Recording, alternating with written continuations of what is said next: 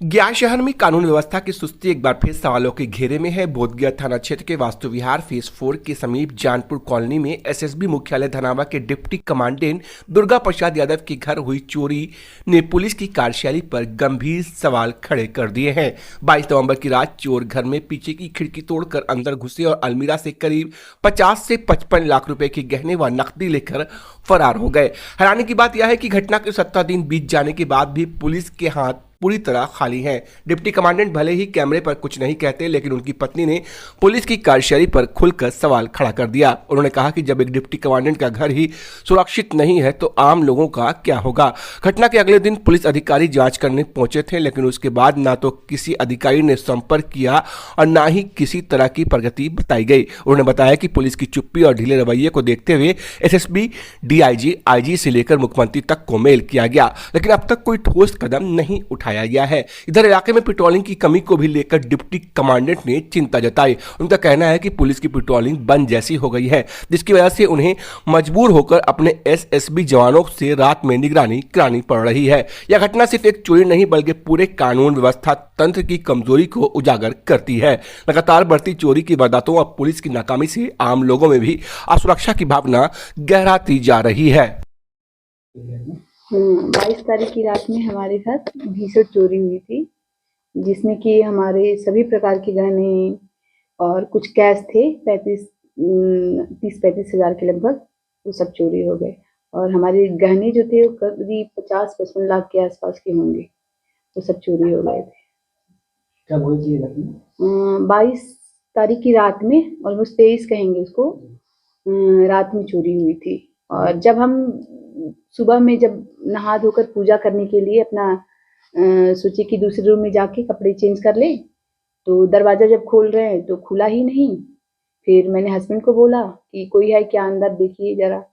तो भी उन्होंने यही बात बोला कि नहीं नहीं चिपका होगा दरवाज़ा। फिर हमारे जो भैया आते हैं, फिर उनको हमने बाहर से बोला कि जाके देखिए कहीं खिड़की तो नहीं खुली है। फिर देखा तो अंदर सारा सामान मेरा बिखरा, अलमारी टूटी हुई। और मतलब मैं तो एकदम स्तब्ध रह गई कि क्या हमारे घर में ये क्या हो गया। तो अभी तक कुछ कार्रवाई हुई है पुलिस की तरफ से? हमने एफआईआर तो उसी दिन सुबह में तुरंत कर दिया था, और अभी तक तो कोई 15 दिन हो गए, कोई भी नहीं आया अभी तक देखने। उस दिन आए थे लोग, पर अभी तक तो कुछ उसका रिजल्ट मिला नहीं। वरीय अधिकारी से बात हुई है? हाँ, वरीय अधिकारी से भी हमारे बात हो गई है, उनसे भी, पर अभी तक कोई ठोस कार्रवाई उन्होंने कुछ नहीं किया है, कुछ भी नहीं रिजल्ट आया अभी तक।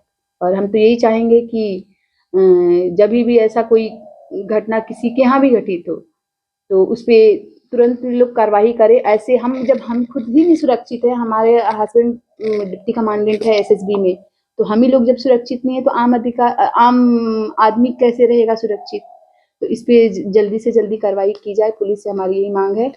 और हमारे जो होम मिनिस्ट्री है और सीएम सर, मैं उनसे भी अनुरोध करूंगी कि इस पे वो देखें इस चीज़ को और थोड़ा।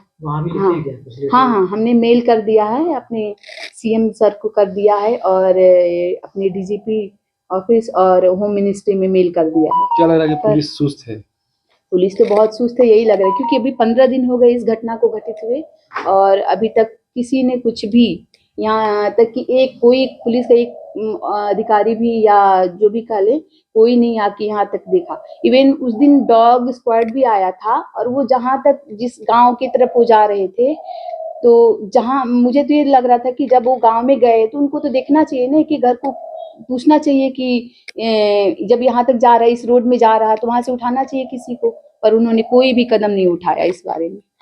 तो मामला संदिग्ध था। मामला तो बहुत संदिग्ध है, और ऐसे ही करते रहेंगे।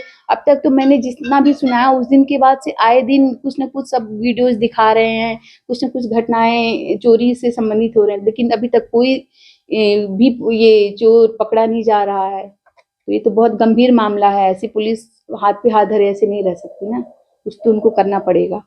ये गहने वगैरह पुश्तैनी भी थे? गहने हमारी शादी के सारे लगभग गहने, उसमें सोने, हीरे और कुछ वो थे, चांदी के गहने थे, सबके सब मेरे चले गए। हमारे पास